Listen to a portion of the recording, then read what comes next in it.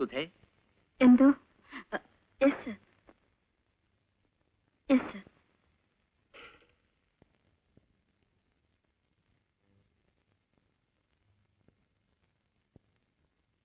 ഇരിക്കൂ. Messrs. William Kodak and Sons, Bombay 33. Dear sir, your letter dated 3/4/82. You may kindly be paid order at the earliest so that we can apply the same.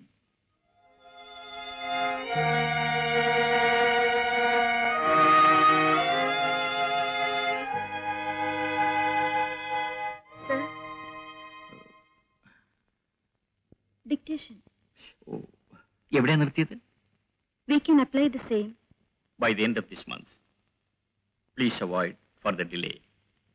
Your cooperation solicited. Solicited? ആ ഓർമ്മകൾ എന്നെ കീഴ്പ്പെടുത്തുകയാണ് സുധേ. ആ ഗ്രാമം, അതിന്റെ ഭംഗി.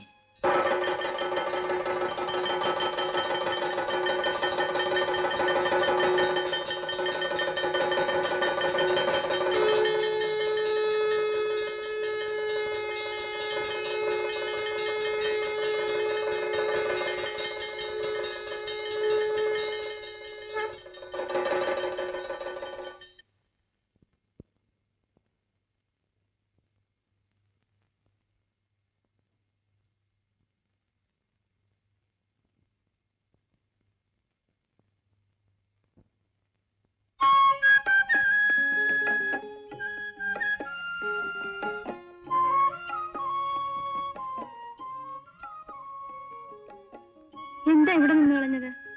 ഇവിടെ നിന്നാലും പ്രസാദം കിട്ടുമല്ലോ. ദേവി തൊഴണ്ടേ? എന്നേ തൊഴുതു കഴിയും. കള്ളം. ഗോപേട്ടൻ ക്ഷേത്രത്തിൽ കയറിയില്ലല്ലോ. എന്റെ ദേവിയെ തൊഴാൻ ക്ഷേത്രത്തിൽ കയറേണ്ട ആവശ്യമില്ലെന്നാ പറഞ്ഞത്. ദേവി നേരെ മുന്നിൽ നിൽക്കുന്നല്ലോ. ഈ ചേട്ടൻ എപ്പോഴും ഒരു തമാശയാ. തമാശയല്ല, ഹൃദയം നിറയെ നീയാണ്. മറ്റൊരു ദേവിക്കും ഇവിടെ ഇടമില്ല. ഈ അവസ്ഥയിൽ എന്നെ കണ്ടാൽ ദേവി എന്നോട് പിണങ്ങില്ലേ? അയ്യോ, ഈ ചേട്ടനെ കൊണ്ട് ഞാൻ കുഴങ്ങി. നമുക്ക് പോകാം. ഇനി ഇവിടെ നിന്ന ചേട്ടൻ എന്നെ സാക്ഷാൽ ദേവിയാക്കി കളയും.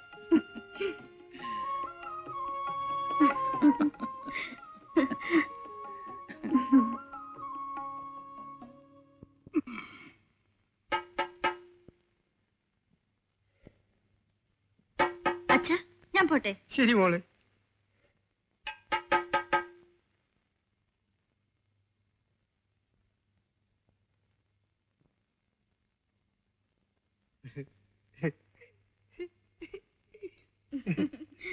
എന്താ ചെല്ലപ്പ, ഇന്ന് ചൂണ്ടിടാൻ പോയില്ലേ? ഇപ്പൊ പോവും. ഞാൻ സുധയെ കാണാൻ നിന്നതാ. എന്താ കാര്യം? ഒന്നുമില്ല, വെറുതെ കാണാൻ. പോട്ടെ.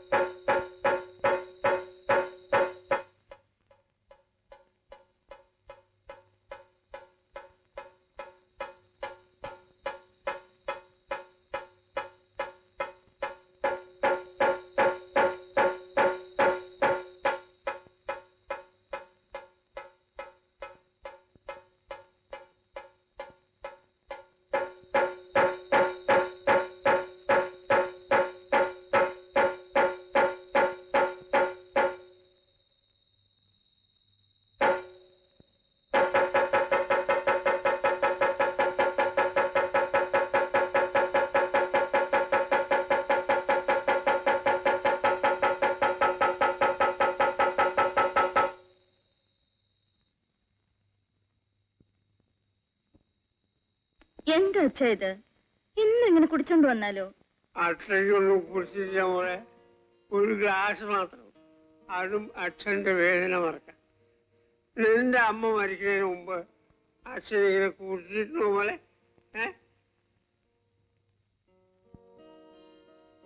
വരൂ അച്ഛാ.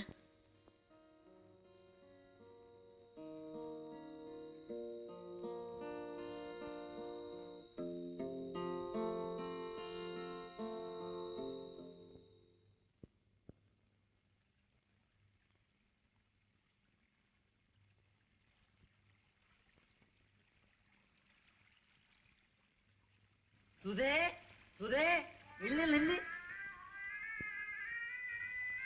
ദാ ഞാൻ സുധയ്ക്ക് വേണ്ടി പിടിച്ചതാ. നല്ല മീനാ. എനിക്ക് വേണ്ട ചെല്ലപ്പ. കാശൊന്നും വേണ്ട, വെറുതെ. അതുകൊണ്ട് തന്നെയാ വേണ്ടെന്ന് പറഞ്ഞത്. ഞാൻ സ്നേഹം കൊണ്ട് തരുന്നതല്ലേ. എനിക്കറിയാം ചെല്ലപ്പ. ചെല്ലപ്പനൊരു കാര്യം ചെയ്യും. ഇത് വിറ്റ് കിട്ടുന്ന കാശ് അമ്മയുടെ കൈ കൊണ്ട് കൊടുക്കും.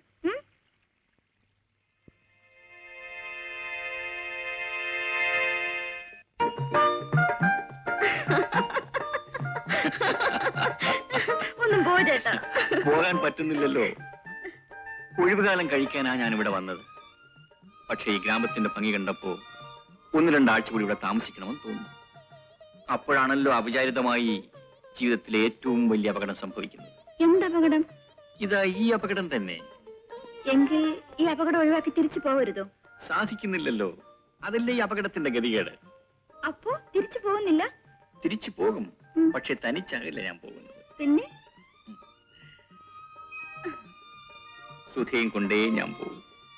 ഗോപേട്ട, സുധേ, സുധേ, ഗോപേട്ട, സുധേ.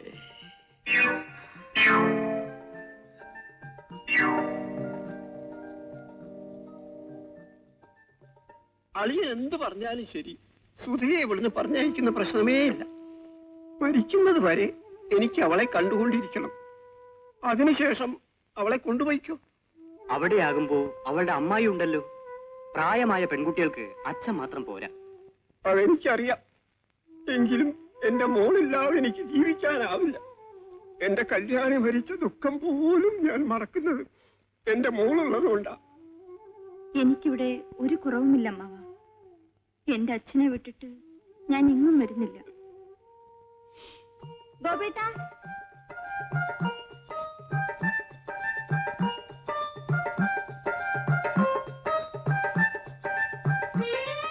എന്താ സുധേ? ഒന്ന് കാണാൻ. ഇന്ന് രാവിലെ നമ്മൾ കണ്ടതല്ലേ? എനിക്ക് എപ്പോഴും കാണണം, കണ്ടുകൊണ്ടേയിരിക്കുന്നു. അയ്യോ, മതില് ഇടിഞ്ഞു വീഴും. ഇടിഞ്ഞു വീഴട്ടെ, എന്നാലും നിന്നെ ഞാൻ വിടൂല.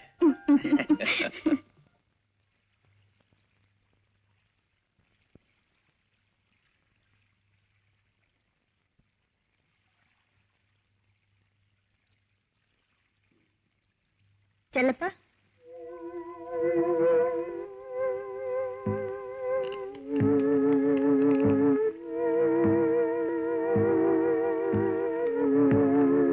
ആ മീനിങ് എടുക്ക്, കാശ് തരാം. എന്താ ചെല്ലപ്പൻ വല്ലാതെ? മീൻ തരുന്നില്ലേ? നിങ്ങളെടുക്ക്.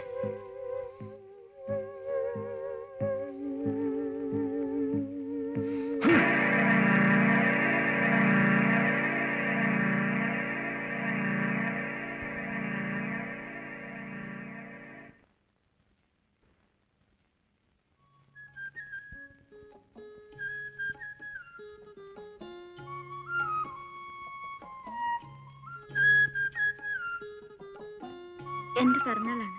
ഇതാ പായസം.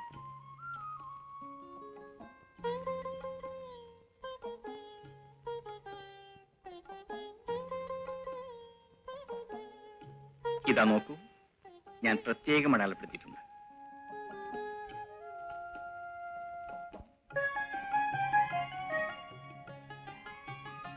ഇതാ എന്റെ പിറന്നാൾ സമ്മാനം. മനോഹരമായിരിക്കുന്നു. മരണം വരെ ഇത് ഞാൻ സൂക്ഷിക്കും. അപ്പൊ എന്നെയോ? പോ ചേട്ടാ.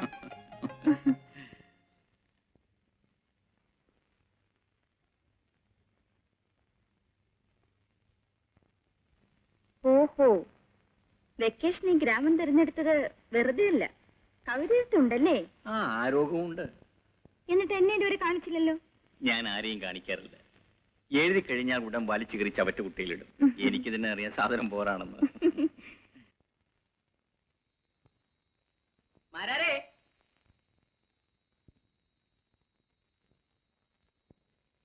എന്താ കയറുന്നില്ലയോ? ഇന്നില്ല. അതെന്താ? വീട്ടിലെത്താൻ തിടുക്കുണ്ട്.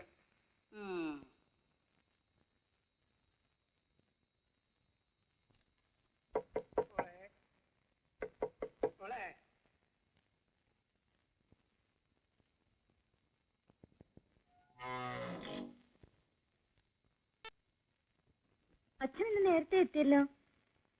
അതെ മോളെ.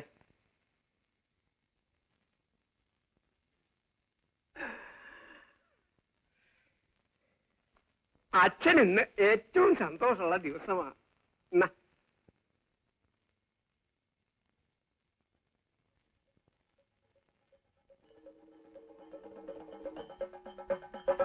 ഇലഞ്ഞിക്കൽ ഭഗവതിയുടെ പട്ടും പണവുമാ മോളെ. ഒരുപാട് പേര് മത്സരിച്ചു വീറോടെ. എങ്കിലും അച്ഛൻ ജയിച്ചു മോളെ. ചെണ്ട കൊട്ടി തുടങ്ങിയ കാലം മുതൽക്കുള്ള ആഗ്രഹമാ ദേവിയുടെ പട്ടും പണവും വാങ്ങണമെന്ന്. ഇത്തവണ ഭഗവതി അച്ഛനെ അനുഗ്രഹിച്ചു പോലെ. ഭഗവതി അച്ഛന്റെ ശരീരത്തിൽ ആവേശിച്ചതുപോലായിരുന്നു.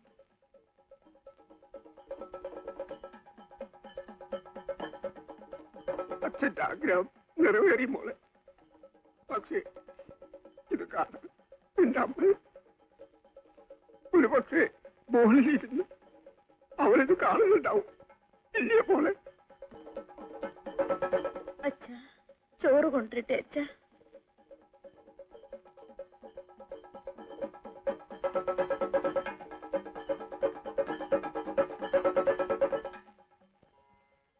കല്യാണി, നിന്നെ കാണണമെന്ന് അതിയായ മോഹം. എന്താ ഇങ്ങനെ?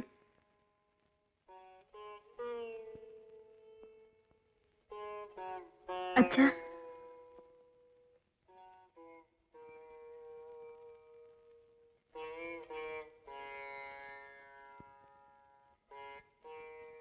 മോളിരിക്കും മോളെ.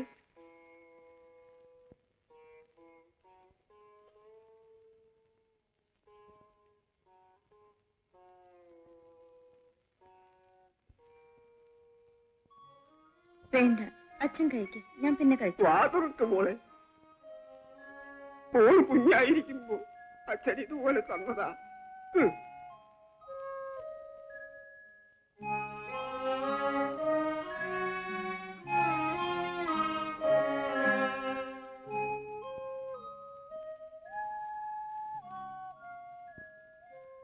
അച്ഛൻ എന്താ ഉണ്ണാത്തത്?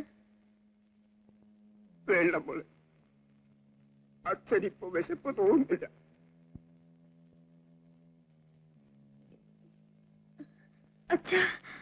അച്ഛൻ എന്താ?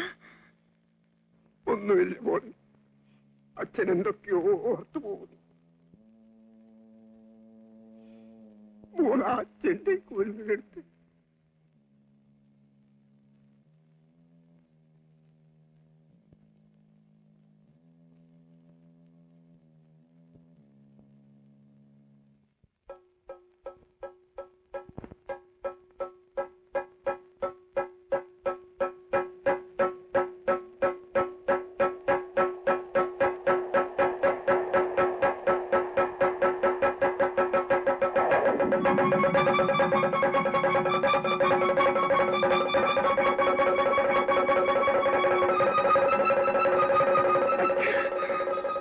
ഒന്നുമില്ല മോളെ.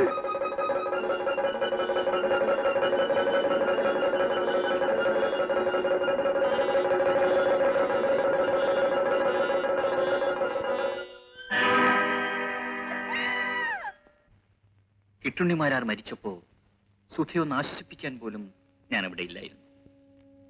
എന്റെ അച്ഛൻ അസുഖം കൂടുതലായതുകൊണ്ട് ഞാൻ നാട്ടിൽ പോയി. തിരിച്ചു വന്ന് ഞാൻ സുധയെ അന്വേഷിച്ചു. അമ്മാവൻ വന്ന് നിർബന്ധമായി എന്നെ കൂട്ടിക്കൊണ്ടുപോയി. ഒറ്റയ്ക്ക് എന്തിനാണ് താമസിക്കുന്നത് എന്നാണ് ചോദ്യം. എന്താണ് കാരണം പറയുക? പോകുന്നതിന് മുൻപ് ഒന്ന് കാണാനെങ്കിലും ഒരു വാക്ക് പറയാനെങ്കിലും ഞാൻ അന്വേഷിക്കാത്ത സ്ഥലമില്ലായിരുന്നു.